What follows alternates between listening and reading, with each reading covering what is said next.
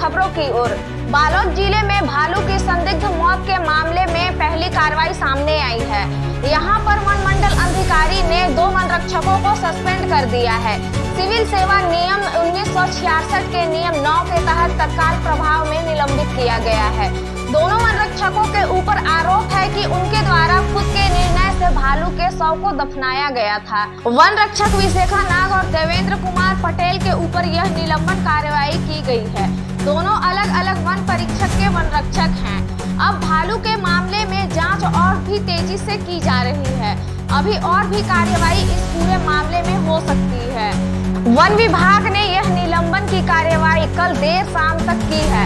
वहीं इसी कार्रवाई के बाद हड़कंप मचा हुआ है। दरअसल बात 24 फरवरी को आंदोलन जलाशय में एक भालू की संदिग्ध परिस्थितियों में शव प्राप्त हुआ है। न इसका पंचनामा किया गया, न उसे बिना अधिकारियों के सलाह द्वारा दफनाया गया।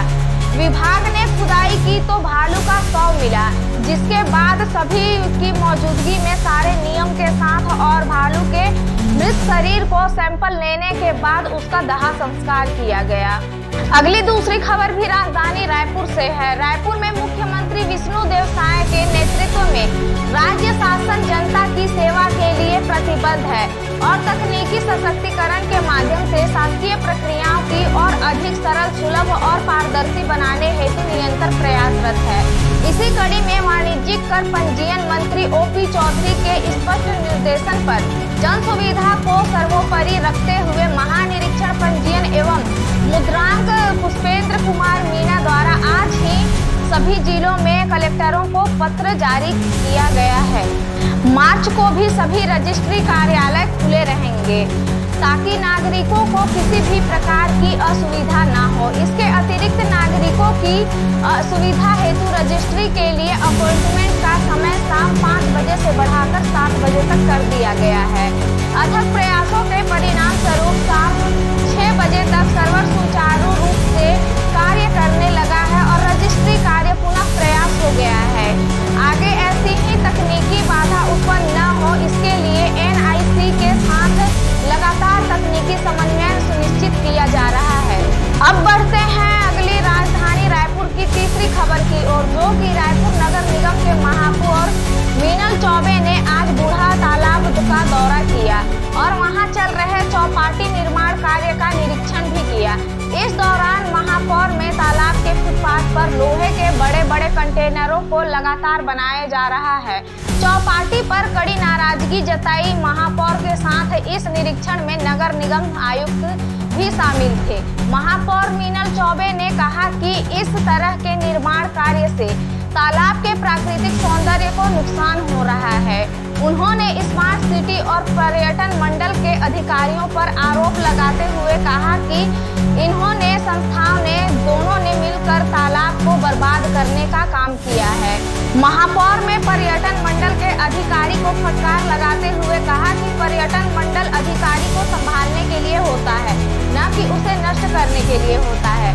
उन्होंने यह भी स्पष्ट किया कि तालाब की प्रतिमा पथ पर लोहे के कंटेनर लगाकर चौपाटी बनाई जा रही है, जो लोगों के चलने टहलने के लिए तालाब का सौंदर्य बिगड़ेगा, बल्कि नागरिकों की शांति भी प्रभावित होगी। आगे बढ़ते हैं रायपुर की चौथी खबर की ओर, जो कि महादेव सट्टा ऐप घोटाले की जांच में CBI ने आज रायपुर, भिलाई और दुर्ग सहित 50 से भी ज्यादा ठिकानों पर छापा मारा है। इस कार्रवाई में पूर्व मुख्यमंत्री भूपेश बघेल, उनके 2 OSD, पूर्व उप सचिव सौम्या चौरसिया, विधायक देवेंद्र यादव IPS अफसर और 60 पुलिस अधिकारियों के घर पर रेड मारी, जिनके नाम हैं भूपेश बघेल पूर्व मुख्यमंत्री, सौम्या चौरसिया आशीष वर्ष और मनीष बंछोर पूर्व SDO, विधायक देवेंद्र यादव IPS अधिकारी, आनंद छाबड़ा, आरिफ शेख, प्रशांत अग्रवाल, अभिषेक पल्लव, अन्य पुलिस अधिकारी के घरों पर FBI ने छापेमारी की है। बढ़ते हैं 5वीं खबर की ओर, जो कि छत्तीसगढ़ राज्य के रायगढ़ जिले से एक बड़ी खबर सामने निकलकर बाहर आ रही है। यहाँ केलो नदी के पंचधारी स्टॉप डैम में 2 सगी बहनों की तैरती हुई लाश मिली है। दोनों नाबालिग की लाश मिलने के बाद इलाके में हड़कंप मचा हुआ है।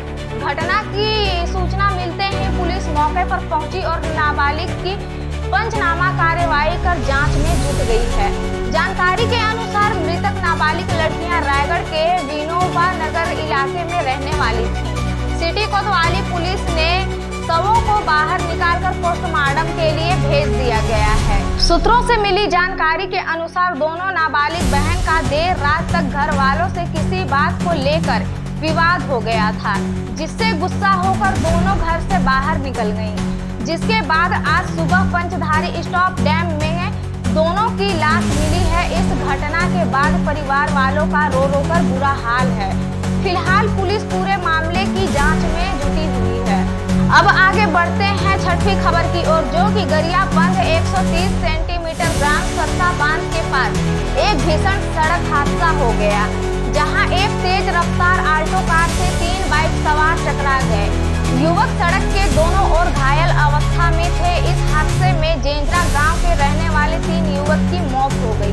वहीं 3 घायल हैं, जिनमें 2 युवकों की गंभीर अवस्था में रायपुर रेफर किया गया। प्रत्यक्षदर्शियों के मुताबिक एक युवक ने मौके पर ही दम तोड़ दिया, तो 2 वहीं इलाज के दौरान उन्होंने अपना दम तोड़ा। इसी प्रकार नई ताजी खबरों के लिए जुड़े रहें हमारे साथ अजीजी 24 न्यूज पर। धन्यवाद।